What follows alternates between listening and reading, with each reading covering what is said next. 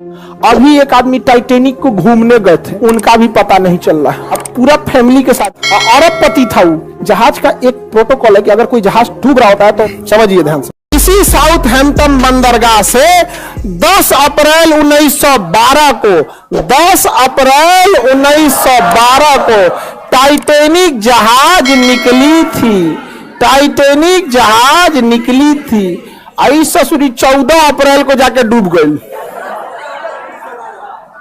14 अप्रैल को जाके डूब गए। बताइए, एक नए नए जाके डूब गए यहाँ पे जहाज। इसका नाम रखा गया था अनसिंकेबल, जो कभी डूब नहीं सकता है।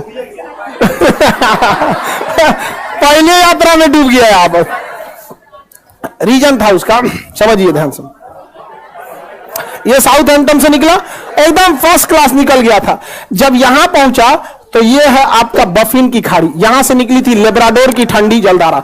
ये एरिया को बर्फ बना देती है, तो इस एरिया में बहुत ज्यादा बर्फ रहते हैं, बहुत ज्यादा बर्फ। इसे यहां के कैप्टन थे टाइटेनिक के, विलियम मडोक। इन्हें वार्निंग दिया गया था कि बर्फ बहुत ज्यादा है, संभल के चलिएगा। तो जिसने वार्निंग दिया था ना, उनसे इनका स्टूडेंट लाइफ में थोड़ा सा नहीं होता है ईगो पे, अनसिंकेबल, धाए दे लेके चल दिए। मौसम धुंधला था उस समय, रडार नहीं हुआ करते थे। रडार ना होने की वजह से विजुअल अप्रोच करना पड़ता था, दूरबीन से देखना पड़ता था कहीं बर्फ तो नहीं है।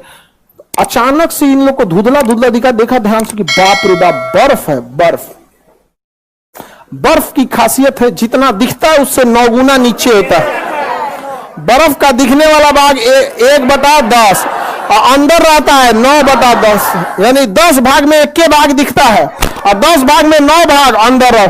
अब इनको ससुरा 3 मंजिला इतना बर्फ का चट्टान दिखा, तो 27 मंजिला नीचे होगा। और इस ससुरा तूने अभी वार्निंग दे रहा है कि टर्न मारो, टर्न टर्न मारो। टर्न मारते मारते मारते कितना इतना बड़ा आते, इतना स्पीड में था कि टर्न मारा। और जब वो वार्निंग दिया तो कुछ देर बाद वहां सुना सब इंजन के पास शांति से घूम रहा था। अनसिंकेबल है हम यहाँ पे। जाके लड़ा, अब पेंदिए फाड़ दिया उसका, पेंदी फाड़ दिया उसका। टाइटेनिक में हो गया सुराख। टाइटेनिक जहाज इतना जल्दी नहीं डूबेगी। कोई पानी वाली जहाज डूबने में कम से कम 7-8 घंटा लगाती है। एगो कटोरा तो नहीं डुबा के देखिए ना टब में, भागेगा इधर उधर। एगो पानी बोतल, एगो 5 लीटर का गैलन खोल दीजिएगा, उसको डुबाइएगा, देखिए जल्दी नहीं डूबेगा। एक आध मिनट तो भी ले लेगा। दिक्कत क्या हुआ, तो डूबने लगा। ये कैप्टन को लग गया विलियम मडोको की, तो गया अनसिंकेबल, गलो। अनसिंकेबल गया। उसने कहा कि इवैक्यूएट, खाली कराया जाए। क्या किया जाए? खाली।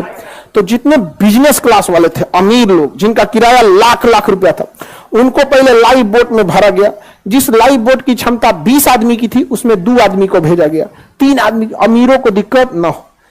लेकिन हमेशा याद रखिएगा, रेडी फॉर वर्स्ट कंडीशन। जीवन में सफल होना है तो एक कंडीशन हमेशा याद रखिएगा।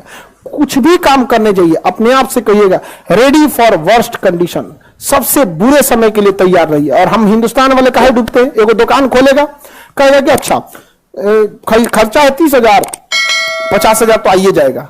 अरे यार, तुम अच्छे कंडीशन के लिए रेडी हो, रेडी फॉर वर्स्ट कंडीशन। 30,000 का खर्चा, अगर 10,000 भी नहीं आया और ऐसा 6 महीना अटक गया, लॉकडाउन लग गया, व्हाट विल यू डू? समझ आ गया कि नहीं आ गया? रेडी फॉर वर्स्ट कंडीशन, हमेशा रेडी रहिएगा। इसको लगा कि हम तो आराम आराम से निकालिए देंगे, तब तक टाइटेनिक बीच में से टूट गया। अब तो डूबने की रफ्तार बढ़ गई। अब हो गया अफरा तफरी। अब बोट हो गई कम। शुरुआत में जिसकी बोट की कैपेसिटी थी 20 आदमी की, उसमें भेजा 5 आदमी, 2 आदमी। बाद में वो 20 आदमी वाले पे उतार दिया 50 आदमी, वो डूब गया। अब इतना तेजी से टाइटेनिक डूबने लगा कि लोग लाइफ जैकेट पहन के कूद गए। उसमें भी कोई दिक्कत नहीं होता। बर्फ था, -2 डिग्री टेम्परेचर था, टेम्परेचर ठंडी से मर गया सब। ऐसे पानी में कूद जाते लाइफ जैकेट पहन के तो कोई दिक्कत नहीं था। बड़ी मछलियां ऊपर नहीं आती हैं, बड़ी मछली नीचे अपना ताम झाम करते रहते हैं। बड़ी मछली ऊपर काहे आने वाली है?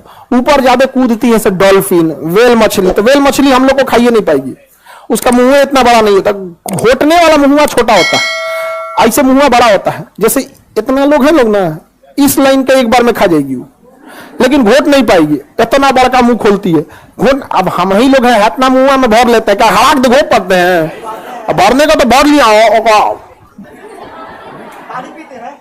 नहीं देखते। कभी पानी पूरी वाला 3 को घुसा देता मुंह में से। आदमी घूम जाता है, गुस्सा आराम से गिरा दूंगा, नहीं समझ आया। तो आधा आदमी ठंडा मार दिया, तो कुछ ही आदमी को बचाया जा सका, जबकि सबको बचाया जा सकता था। डूब गया अनसिंकेबल। जहाज का एक प्रोटोकॉल है कि अगर कोई जहाज डूब रहा होता है तो रॉकेट फ्लेयर छोड़ता है, रॉकेट छोड़ता है, मतलब वो सिग्नल है, रात में सिग्नल है, दिन में तो हॉर्न मारता है, और रात में सिग्नल। बगल से एक ब्राजील का जहाज गुजर रहा था, लगभग 80 से 100 किलोमीटर की दूरी पे था, गुजर रहा है। उसको लगा कि लोग पार्टी मना रहे हैं, रॉकेट छोड़ के पार्टी मना रहे हैं, छोड़ के चल दिया वहां। टाइटैनिक की कहानी खत्म। अभी एक आदमी टाइटैनिक को घूमने गए थे कि देखे कहां डूबल है, उनका भी पता नहीं चल रहा। अब पूरा फैमिली के साथ गया था, अरबपति था वो।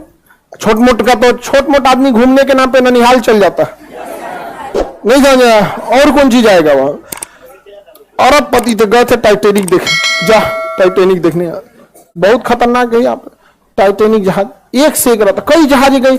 इसी में कोस्टा कॉन्कॉर्डिया एक जहाज था जो यहां पे था इंग्लैंड के पास, वो भी डूब गया। कोस्टा कॉन्कॉर्डिया, कोस्टा कॉन्कॉर्डिया बहुत बड़ा जहाज था, टाइटैनिक से भी बड़ा।